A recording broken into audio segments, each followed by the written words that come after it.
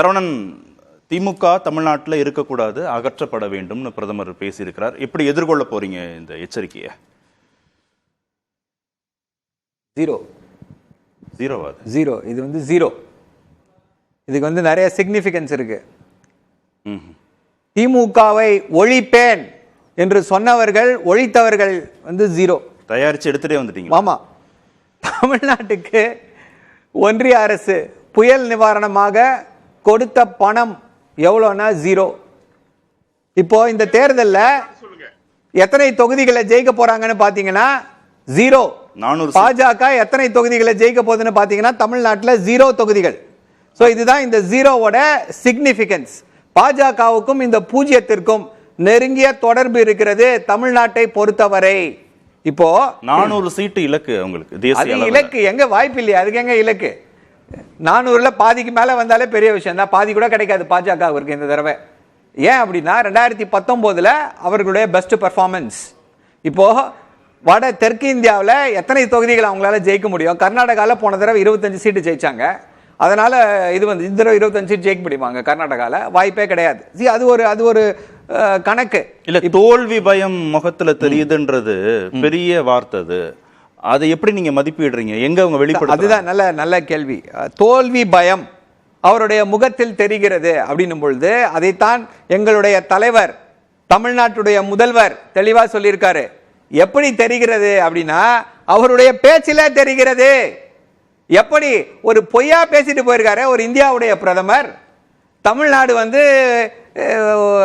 இதை காப்பாத்துது, ஒன்றிய அரசுடைய திட்டங்களை காப்பாற்றுகிறதா? ஐ திங்க் அதை பத்தி நிறைய விவாதம் பண்ணிட்டீங்க. எப்படி வந்து ஒன்றிய அரசுடைய திட்டங்களுக்கு வந்து தமிழ்நாடு திட்டங்களுக்கு சம்பந்தமே இல்லை. எப்படி எல்லா ஒன்றிய அரசுடைய திட்டங்களுக்கும் தமிழ்நாடு அரசு தான் பணம் தருகிறது. அதை வந்து பிஎம் பிரதமருடைய வீடு கட்டும் திட்டமே, பிரதமருடைய இந்த திட்டமும், பிரதமருடைய அந்த திட்டம்னு வைக்க முடியாது. எல்லாவற்றையுமே வந்து இல்ல, ஒரு நிமிஷம், முதல்வருடைய திட்டம், முதல்வருடைய வீடு கட்டும் திட்டம், முதல்வருடைய இந்த திட்டம் அப்படின்னு தான் வைக்கணும். முக்காவாசி பணத்தை வந்து எல்லா விஷயத்துக்கும் தமிழ்நாடு அரசு, மாநில அரசு கொடுத்து கொண்டிருக்கிறது. பிரதமர் என்ன பேசினார்னு சொல்றேன். அரசியலை திருத்த வேண்டிய காலம் வந்துள்ளது. திமுக பொய் வேஷம் போடுகிறது, பிரித்தாளும் சூழ்ச்சி செய்கிறது. ஆனால் இனி திமுகவை பார்க்க முடியாது. தமிழகத்தில் இனிமேல் திமுக இருக்க முடியாது. ஏன்னா அங்க அண்ணாமலை வந்துட்டாரு. இனி நீங்கள் எங்கு தேடினாலும் திமுக இருக்காது. இது வந்து ஒரு கனவு உலகத்திலே சஞ்சரித்துக் கொண்டிருக்கிறார் பிரதமர். அவருக்கு பாவம் தமிழ்நாட்டில் என்ன வந்து நனவு என்று தெரியவில்லை. தமிழ்நாட்டில் நனவு என்ன அப்படின்னா பாஜகவில் இருக்கக்கூடியவர்கள் வந்து மிரட்டி பணம் பறித்து கொண்டிருக்கிறார்கள். 20 கோடி ரூபாய் பணம். இந்து மதத்தின் காவலர்களாம். வெக்க கேடு. தருமபுரம் ஆதீனத்தை மிரட்டி ஆபாச வீடியோ வெளியிடுவேன் என்று சொல்லி 20 கோடி ரூபாய் கேட்டு மிரட்டியது யார் அப்படின்னா ஒரு பாஜக நிர்வாகி. இது முதல் முறை அல்ல. இதற்கு முன்னால இதே போல அந்த லாவண்யாவுடைய மரணத்திலும் இப்படி பணம் கேட்டு மிரட்டினார்கள்.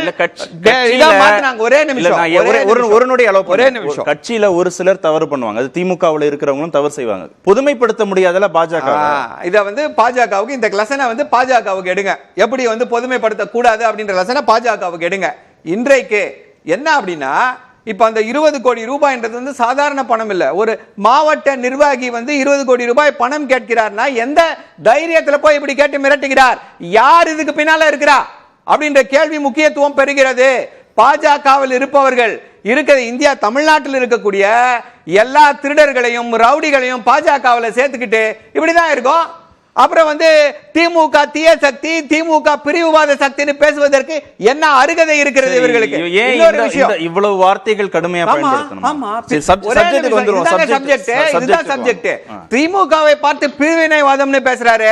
இவருக்கு திமுகவுடைய வரலாறு தெரியுமா?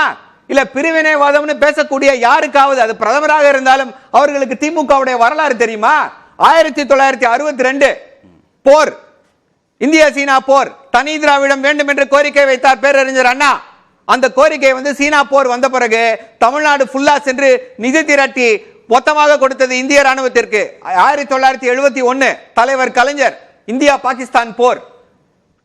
ஒட்டுமொத்த இந்தியாவிலேயே மிக அதிகமான நிதி திரட்டி போருக்கு நிதி கொடுத்தவர் தலைவர் கலைஞர். 1999 கார்கில் போர்.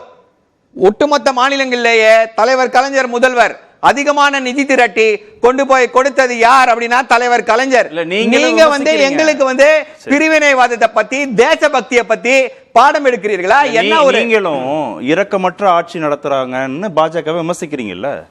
இரக்கமற்ற ஆட்சியை தானே நடத்தி கொண்டிருக்கிறார்கள் சார். இன்னைக்கு ஒரு வக்கீல்னு ஒருத்தர் சார், வக்கீல் சாஹிப்னு ஒருத்தர் ராட் டனல், அதாவது அந்த மாட்டிக்கிட்டாங்க அந்த ஒரு இதுல வந்து நவயுகா கன்ஸ்ட்ரக்ஷன்ஸ் கட்டின அந்த ஒரு இதுல மாட்டிக்கிட்டாங்க. மாட்டினவர்கள் அவங்கள வந்து உள்ள போய் தோண்டி சுரங்கத்துல தோண்டி எடுத்து உயிரை பணயம் வச்சு மீட்டு கொண்டு வராங்க. ஒட்டுமொத்த இந்தியாவை வேடிக்கை பார்த்தது, ஒட்டுமொத்த இந்தியாவே வந்து பேட்டட் பிரீத் பார்த்துட்டு இருக்காங்க. அந்த அவருடைய வீட்டை இன்னைக்கு வந்து அடிச்சு புல்டோசர் வச்சு இடிச்சிருக்காங்க சார். இதுதான் இவர்கள் வந்து பாசத்தோடு நேசத்தோடு நடத்துகிற ஆட்சியா? பாசத்துக்கும் நேசத்திற்கும் இந்த ஆட்சிக்கு என்னங்க தெரியும்? எதிரில் இருக்கக்கூடிய எதிர்கட்சி தலைவர்களை எல்லாம் சிறையில் அடைத்து மிரட்டி பார்த்து ஆட்சியை அமைக்க வேண்டும். இன்னைக்கு பாஜக எதிர்க்கக்கூடிய எல்லாரும், ஹேமந்த் சோரன் சிறையில் இருக்கிறார், அரவிந்த் கெஜ்ரிவால் உன்னை கைது செய்வேன், அகிலேஷ் யாதவ் உனக்கு சம்மன், இங்க திரு செந்தில் பாலாஜி சிறையில் அடைக்கப்பட்டிருக்கிறார், மனிஷ் சிசோடியா சிறையில் அடைக்கப்பட்டிருக்கிறார், சத்யேந்தர் ஜெயின் சிறையில் அடைக்கப்பட்டிருக்கிறார். என்ன ஊழல் செய்தாங்கன்னு சிறையில் அடைச்சாங்களா இவங்க எல்லாரையும்? அப்படி பார்த்தா பாஜக இருக்க பாதி பேர் சிறைச்சாலையில தான் சார் இருக்கணும். ஊழல் செய்த எல்லாரையும் வந்து பாஜக கட்சியில் இணைத்துக் கொண்டு ஊழலை பற்றி கொஞ்சம் கூட ஒரு இதுவே இல்லாம அசூயே இல்லாமல் பேசிக் கொண்டிருக்கிறார்கள். இவ்வளவு நீங்க வைக்கிற இவ்வளவு விமர்சனங்களுக்கு பிறகுதான் அவங்க மூன்றாவது முறையாக நாங்க ஆட்சி பொறுப்பு வருவோம். 400 நாடாளுமன்ற தொகுதி ஒரே நிமிஷம் சார், அதுக்கு ஒரே நீங்க அவங்கள எதிர்க்கட்சியாக இருப்பீர்கள், சிறந்த எதிர்க்கட்சியாக இருங்கன்றீங்க, சிறந்த ஆளுங்கட்சியா இல்லைன்றீங்க. அவங்களுக்கு நம்பிக்கை இல்லாம எப்படி அவங்க மூன்றாவது தமிழ்நாட்டுடைய முதல்வர் ஏன் அந்த கருத்தை முன்வைத்திருக்கிறார் என்பதை சொல்கிறேன். கரெக்டா சொன்னார். சித்தாந்த எதிரிகள். ஆம், பாஜக அவருக்கு இப்ப சமூக நீதி என்ற வார்த்தையை கண்டு பயம், அச்சம். ஏன்னா இந்தியா முழுக்க அந்த சமூக நீதி தீ பரவுவதற்கு திமுக காரணமாக இருந்திருக்கிறது. போற இடத்துல எல்லாம் இன்னைக்கு ராகுல் காந்தி அவர்கள் வந்து அடுத்து சாதிவாரி கணக்கெடுப்பு நடத்தப்பட வேண்டும், 50%, 50% அந்த வார்த்தையை பேசுறார். பிரதமர் வந்து சாதிவாரி கணக்கெடுப்பு நடத்தணும்னு அஷூரன்ஸ் கொடுக்கல சார். அதே போல 50% இடஒதுக்கீடு, அதை வந்து அந்த சீலிங்க உடைப்பேன்னு சொல்லி ராகுல் காந்தி பேசியிருக்காரு. சமூக நீதி மீது அக்கறை கொண்டிருக்குமா பாஜக அப்படின்னா பேச சொல்லுங்க சார், இவர்களை பேச சொல்லுங்க. 50% இடஒதுக்கீட்டை உயர்த்துவோம், பிற்படுத்தப்பட்டவர்கள், ஒடுக்கப்பட்டவர்கள், பட்டியலின மக்கள், பழங்குடி மக்களுக்காக உழைப்போம்னு சொல்லுங்க. என்ன செய்யறாங்க இவங்க? இப்ப இவங்களுக்கு ஏன் கோவம் தமிழ்நாடு அரசு மேல? ஏன் கோவம்? ஏன்னா தமிழ்நாட்டுல இடபிள்யூஎஸ் கோட்டாவை கொண்டு வரல, தமிழ்நாடு அரசு அதுக்கு முட்டுக்கட்டை போடுகிறது, கொண்டு வர முடியாது அப்படின்னு சொல்றோம். அதனால் இவர்களுக்கு கோபம். ஏன் கோபம்? ஏன்னா பாஜக வந்து உயர் ஜாதி இந்துக்களுக்கான கட்சி, அவர்கள் நலன் தான் முக்கியம், வேற யாரோட நலனும் எங்களுக்கு முக்கியம் இல்லை என்று பேசக்கூடிய கட்சி என்ற கொள்கையை வைத்திருக்கக்கூடிய கட்சி. அதனால அவர்களுக்கு வந்து திமுகவை கண்டு, திமுகவுடைய கொள்கைகளை கண்டு அச்சம். ஒரே ஒரு சின்ன கருத்தை மட்டும் முடிச்சிடுறேன், திருப்பியும் சொல்றோம் சார். பாஜக கொண்டு வரக்கூடிய எல்லா மக்கள் விரோத கொள்கைகளையும் எதிர்ப்போம், அதற்கு மக்கள் ஆதரவு இருக்கிறது. விவசாயிகள் சட்டத்தை எதிர்த்தோம். விவசாயிகள் சட்டத்தை எதிர்த்தோம். பயந்து போய் தானே பின்ன வாபஸ் வாங்குனீங்க. நீங்க எல்லாம் தேச பக்தர்களாச்சே. உங்களுக்கு தான் அரசியல் சாசனத்தின் மீதும் இறையாண்மை மீது நம்பிக்கை இருக்கு.